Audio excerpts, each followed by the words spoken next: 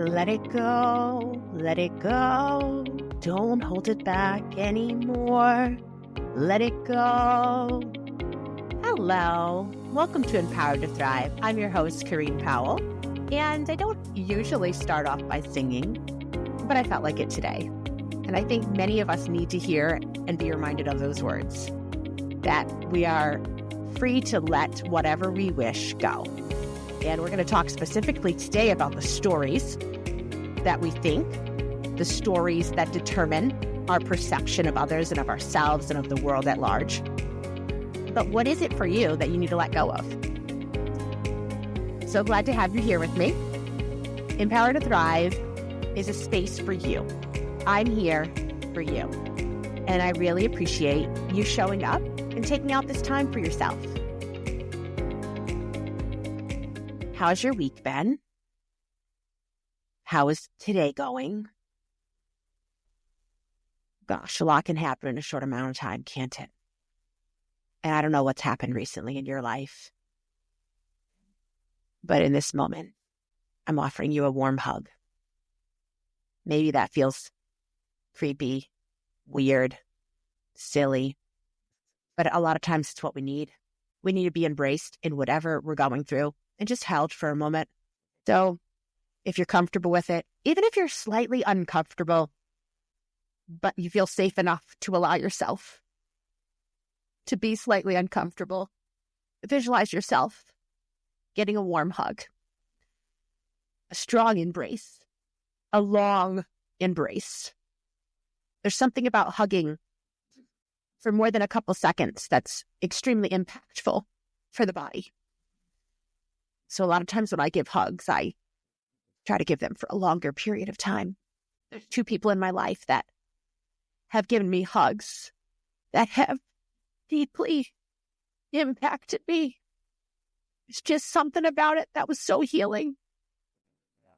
So I hope in this moment you can feel the love over the airways, that your body can settle back into itself and exhale and rest for a moment, because there's a lot of stress right now going on all around us, and our bodies are feeling the toll of it.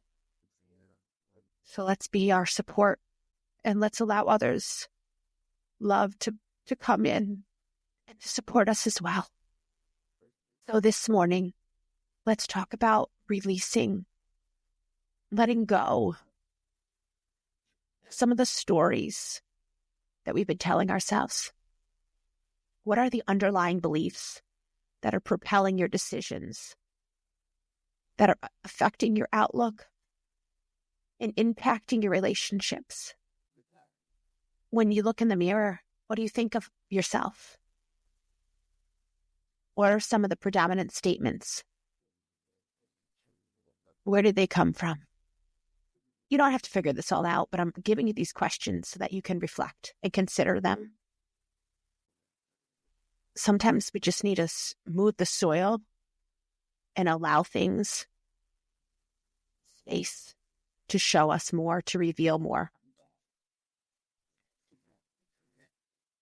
And think about the way when you walk into a room, the way you feel in your body, the thoughts that rumble through your mind. How do you think of others? And what do you believe about their perception of you? As you start to notice that, you're going to actually uncover some of the stories that you're believing. The subconscious beliefs that so deeply affect us often are embedded, and we don't even realize. We don't recognize what is propelling our emotions and what's influencing the ways we're interacting with people. I have an underlying belief that someone is glad to see me, that I am safe around them, that they like who I am authentically. 100% guaranteed I'm going to show up happier. There's going to be a bit of a bubbliness to me. I'm going to feel at ease in my body. I'm not going to be thinking about what I say. I'm not going to be worried about how they perceive me. We all deserve relationships like that. And sometimes we don't even have one. But the more relationships like that we have, the better off we are. The more healing we will naturally start to experience. I'm so grateful for the people in my life that like me, that love me in that way, that embrace my authentic self. They don't stand looking at what should be corrected and what should be changed. They don't stand with a critical eye, listening to my words, trying to find the loophole. They just allow themselves to be around my energy, and I allow myself to be around their energy, and we mutually enjoy each other. Doesn't mean we don't ask questions. Doesn't mean we agree on everything. None of that. There's a mutual enjoyment and an easiness in relating. So, what about yourself do you believe? Sit with that. Maybe list off on a piece of paper. Pull out your phone and list in your notes app. Record an audio message. Let yourself take a hard look at what you really feel about you. If you don't like who you are, there is another way available. It is possible to look in the mirror and like what you see, to not have a critical eye, to not always be feeling like you need to improve and you need to change and you need to do better. And it's not that you turn a blind eye to any of your weaknesses. It's not that you stop having goals, but something changes deep within you where your outlook is one of love and acceptance. And then, of course, empowerment is in there.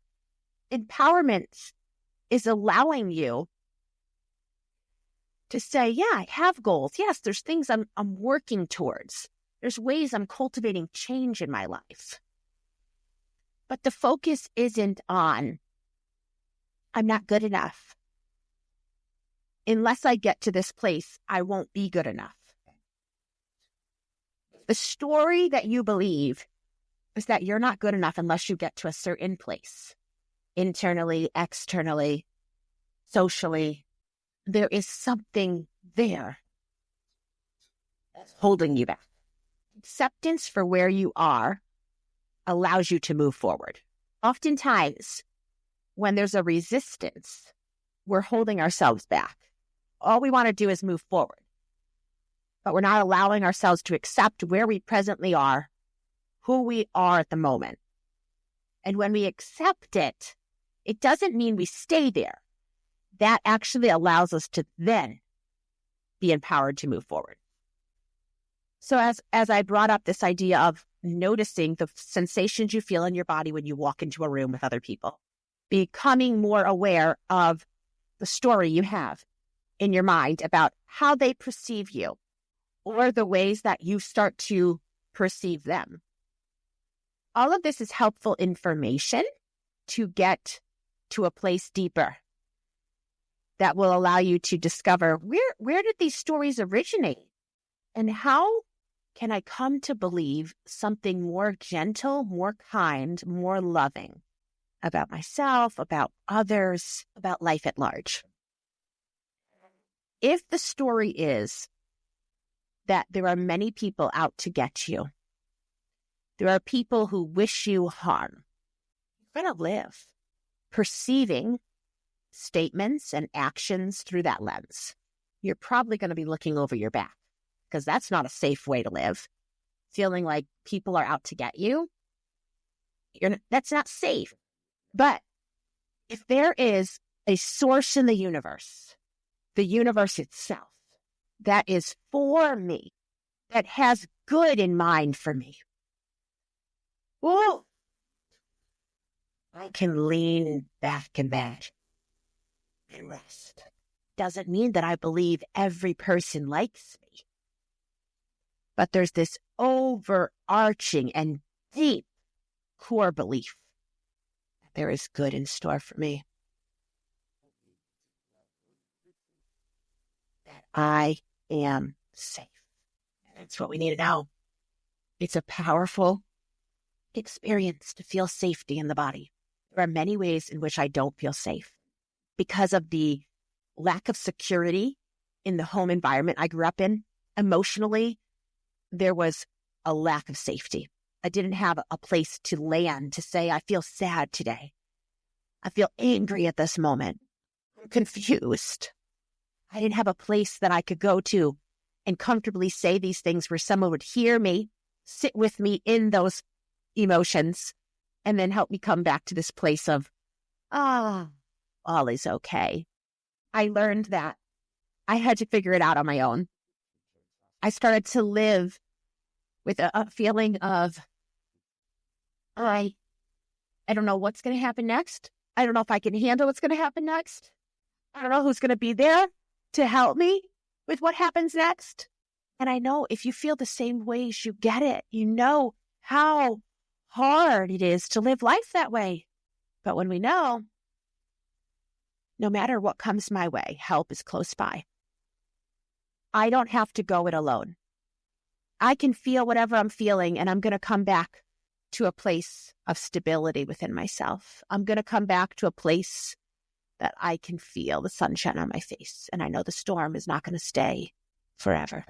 It's a different reality than believing the storm will never pass. That other people might experience the sunshine, but I won't. So if you're identifying with what I'm saying, you can change the stories that you believe. You have so much power over the ways you feel, the ways you think, the ways you experience life. There is a lot in your hands, a lot in your control. There's a lot of things that are out of our control. There's a lot we can do. So with what we can do, I challenge you to do something. What do you want to be different? What change do you want to experience? I'm here to help you, or you can find another supportive person. Don't go it alone. You're going to experience the change you want more rapidly if you have supportive help. And it's a much more beautiful experience to not go it alone and to do it with someone else. So, my friend, exhale. Lean back if you can and feel the love through the airways.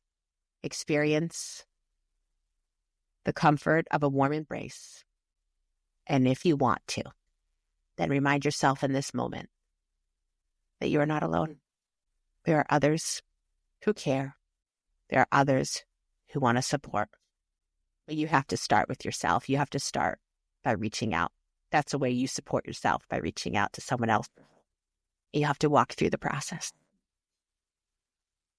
But you've got what it takes. And change is definitely possible for you. I'm wishing you all the best. And I hope that you do feel the sunshine on your face this week. I hope that you experience a moment in time where it feels that the storm won't always be there. The storm clouds are going to roll away. And the sun's going to break through the clouds. And you might even see the rainbow. Keep looking for it. And when you feel it, bask in it. The other day, I saw a sunset out my bedroom window. I get to see the glorious sunset out my bedroom window every day. And I called to my other family members, come, look at this. And I stood there and I soaked it up because it was stunning. It was so beautiful. But there's many days I miss it. It's not because it's not there. It's because I don't stop to see it. I don't seek it out.